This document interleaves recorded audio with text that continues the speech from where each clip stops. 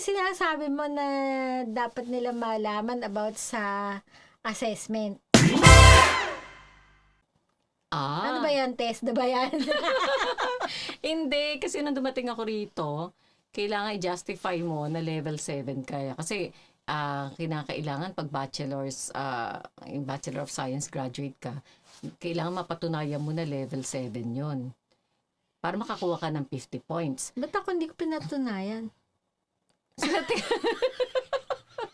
Ito na naman si Swerte. Bakit laging ako Naloka na naman ako.